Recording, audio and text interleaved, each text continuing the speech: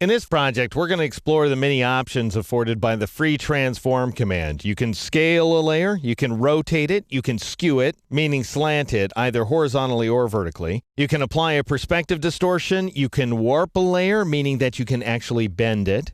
And we'll be seeing all these options in the context of this file here, which is called automationboy.psd. It features a piece of artwork from Leo Blanchette of the Fotolia image library, about which you can learn more at fotolia.com/geek. And we're going to take this text right here and we're going to match it to the board in the background. So that's going to require some scaling, rotating, perhaps some skewing as well. And then I'm going to add a smile and some eyes, and we'll end up with this final effect right here where he looks like some kind of character out of a Rankin Bass cartoon. And it's called eyesandSmile.psd. So let's get to it here. We're going to start off with the text inside the automationboy.psd file. So make sure the top layer in the layers panel is selected. If not, go ahead and click on it. And then we know right away that we're going to have to rotate this text, and we're going to have to scale it as well. It's not going to fit. And as I say, I think we're going to have to slant it. That's what it looks like. So if you go up to the edit menu, you have one of two options available to you. One is free transform, and we'll come to that in a moment. The other is the transform command that brings up a submenu of specific operations. So you could decide, okay, I'm going to start by scaling, and then I'm going to rotate, and then I'm going to skew.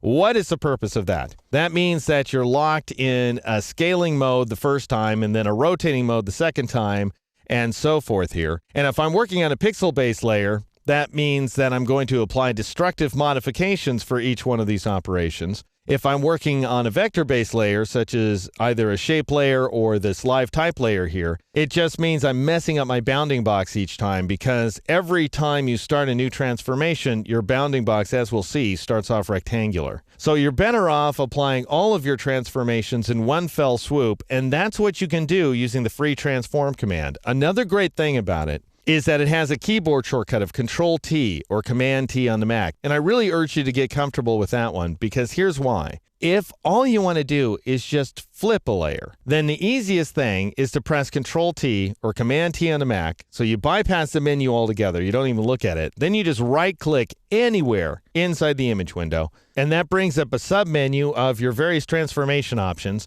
and you choose either flip horizontal or flip vertical. Then you press the Enter key on the PC, the Return key on the Mac, and you're done. Then it turns into a very convenient operation as opposed to going scrambling to the Edit menu.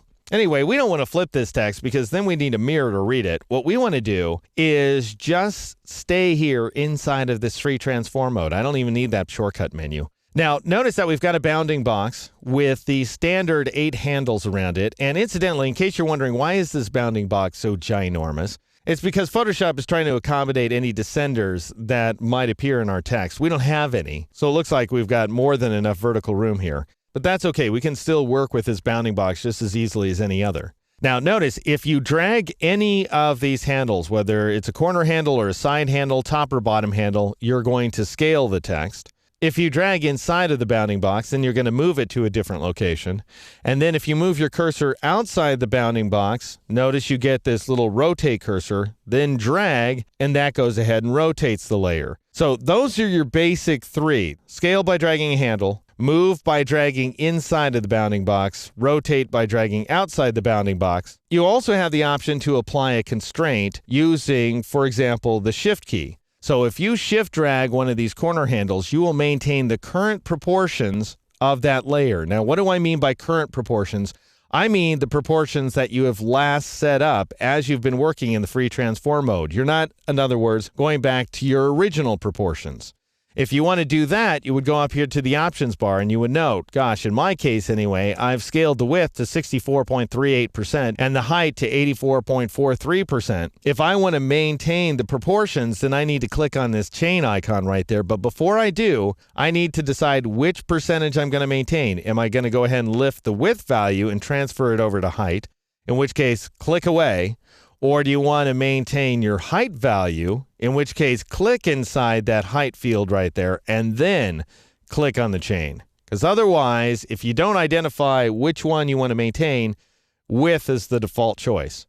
Now, at this point, notice that if I drag a corner handle, I continue to maintain the proportions because that chain icon is down right there. If I want to lift that constraint, then I need to go ahead and turn the chain icon off because that becomes a permanent constraint throughout the free transform operation.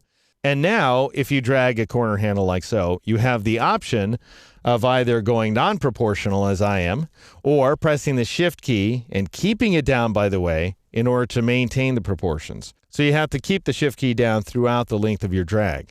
The other way to use the Shift key is while rotating. And the best way to see this is to go ahead and reset the rotate value here to 0 degrees. And now notice if I drag while pressing the Shift key, I'm going to rotate in 15-degree increments, which includes 45 degrees, because 15 is a multiple of 45.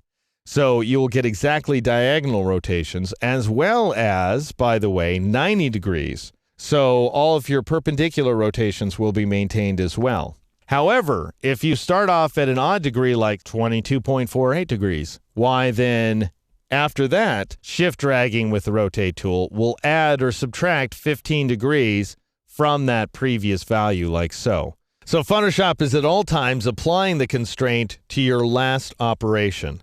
And then when you're done and you feel like you want to leave the free transform mode, not that I've actually done everything I need to do, I just want to demonstrate this, then you press the Enter key or the Return key on a Mac, and that goes ahead and applies the transformation.